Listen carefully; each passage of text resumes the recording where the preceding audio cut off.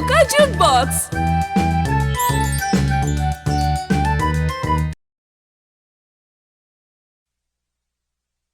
लालची जलेबी वाला। बरसों पहले एक छोटे से गांव में एक जलेबी वाला रहता था। उसका नाम था मिट्ठू। मिट्ठू का पूरा परिवार स्वादिष्ट मिठाइयां और जलेबियां बनाते थे और उनकी जलेबियां पूरे गांव भर में बहुत मशहूर थी। मगर मिट्ठू काफी लालची था। वो किसी को भी ठगने का कोई मौका छोड़ता ही नहीं था। मिट्ठू की दुकान एक स्कूल के पास थी और बच्चे अक्सर उसकी दुकान से जलेबियां खरीदते थे। मगर मिट्ठू उन बच्चों को भी ठगने का कोई मौका छोड़ता ही नहीं था। उसी स्कूल में राधा नाम की एक गरीब लड़की पढ़ती थी। राधा बहुत ही गरीब थी और उसके पास कभी पैसे होते ही नहीं थे।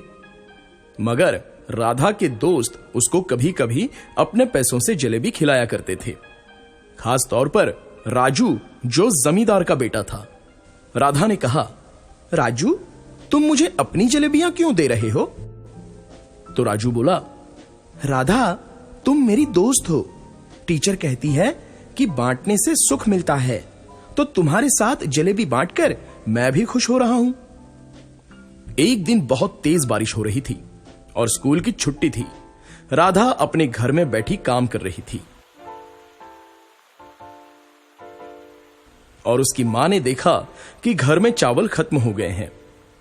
तो राधा की मां ने कहा, बेटा, ये सिक्के लो और जाकर बाजार से थोड़े चावल लेकर आओ, मैं खाना बना लेती हूं। तो राधा ने कहा, ठीक है मां। ऐसा कहकर राधा बाजार की ओर निकल पड़ी। जैसे ही राधा अपने स्कूल से गुजरने लगी तो उसे पास के दुकान से गरम गरम जलेबी की महक आने लगी। राधा के मुंह में पानी आ गया। राधा ने मन ही मन में कहा, ओह, क्या स्वादिष्ट जलेबी है, काश मैं इसे खा पाती। चलो कोई बात नहीं, खा नहीं सकती तो कम से कम इसकी सुगंध तो महसूस कर सकती हूं। ऐसा सोचते हुए राधा थोड़ी देर वहीं खड़ी रह गई और जलेबी की खुशबू का मजा लेती गई। फिर कुछ देर बाद वो निराश होकर वहां से चलने लगी।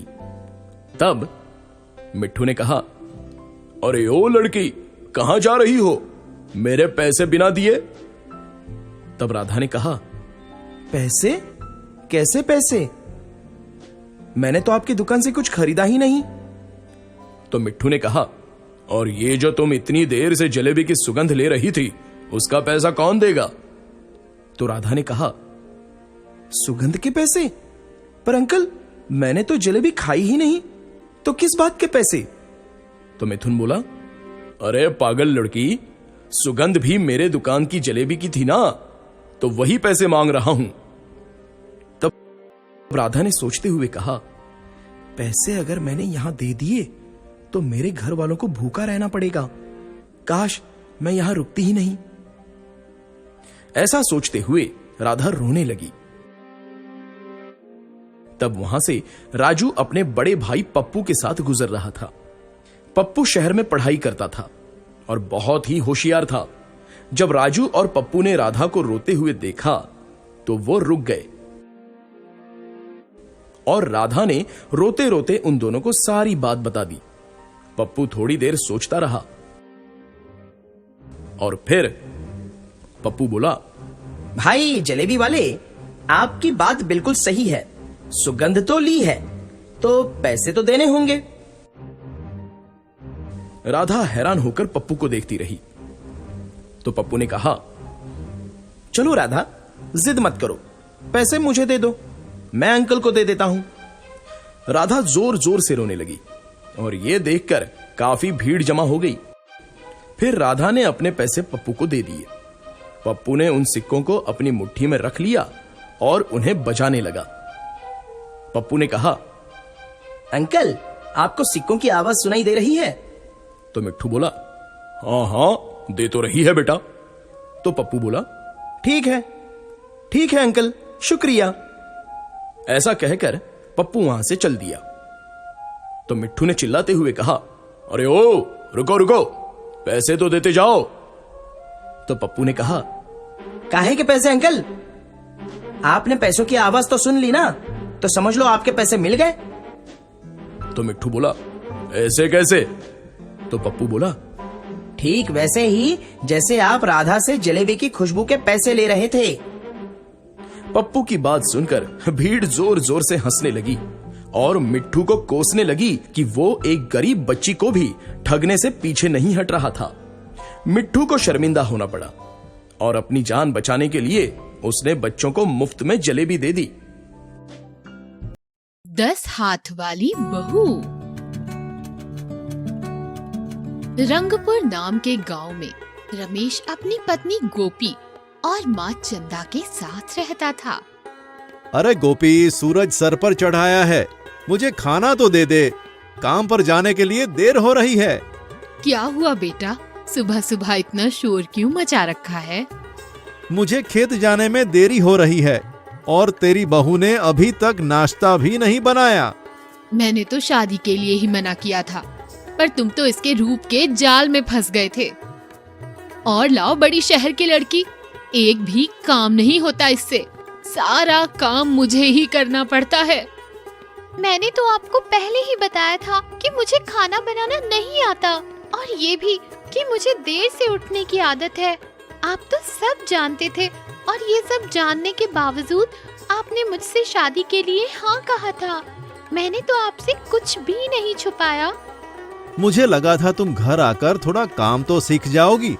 अब माँ के साथ रसोई में जाओ और कुछ खाना बना कर ला दो। एक काम करो बहू, मैं रमेश के लिए नाश्ता बना देती हूँ, तुम चाय चढ़ा दो। गोपी रमेश के लिए चाय बनाकर उसे देती है। उसे पीते ही, हे भगवान, इस लड़की को तो चाय भी बनानी नहीं आती। माँ, इसे तुम ही संभालो, मैं तो चला काम पर। रमेश काम पर चला जाता है। मैंने खाना बना लिया है, तुम कम से कम कपड़े तो धो लो। गोपी कपड़े धोने जाती है और धोते वक्त कपड़े फट जाते हैं। हे भगवान, इस लड़की को तो कपड़े धोने भी नहीं आते। मुझे कपड़े धोने नहीं आते, लेकिन मैंने कोशिश की, पर पता नहीं थापी से मारते ही कपड़े फट क्यों गए। चंदा गुस्सा होकर अपने कमरे में चली जाती है। गोपी रसोई घर में देखती है कि आटा खत्म हो गया है। वो आटा लेने बाजार जाती है। बाजार में उसे एक बूढ़ा पंडित मिलता है। बेटा, बहुत भूख लग रही है, कुछ खाने के लिए दे दो। मेरे पास कुछ खाने के लिए तो नहीं है पंडित जी। कुछ थोड़ा बहुत भी दे दो बेटी, बूढ़े बुजुर्ग की आत्मा तृप्त हो जाएगी। अगर मैं आटा लेकर नहीं गई तो खामखा सब मुझ पर बहुत नाराज हो जाएंगे। मैं अब क्या करूं? गोपी बचे हुए पैसों से बाजार से खाने का सामान खरीदकर पंडित जी को खिलाती है। बेटी, तुम्हारा मन बहुत साफ है, भगवान करे तुम्हारे सारे काम पूरे हों। काम ही तो नहीं होता बाबा, मैं कोई भी काम करने जाती हूँ उसे खराब ही कर देती हूँ। जाओ बेटी, हाथ से ऐसा नहीं होगा। मैं तुम्हें एक मंत्र दे रहा हूँ। उस मंत्र को तुम जब भी पढ़ोगी तुम्हारे 10 हाथ निकल आएंगे, जो सारे काम खुद ब खुद कर देंगे। पर ध्यान देना, अगर ये जादू करते समय कोई तुम्हें देख ले तो जादू का असर हमेशा हमेशा के लिए खत्म हो जाएगा। ये सुनकर गोपी अपने घर चली जाती है। चंदा अपने कमरे में होती है। गोपी कमरे का दरवाजा बंद करके जादू के दिए हुए मंत्र को दोहराती है, जिससे उसके 10 हाथ निकल आते हैं। एक हाथ से चंदा फटे हुए कपड़ों को सी देती है, तो दूसरा हाथ रसोई घर के सारे काम करने लग जाता है। एक हाथ से वो घर में झाड़ू लगा लेती है।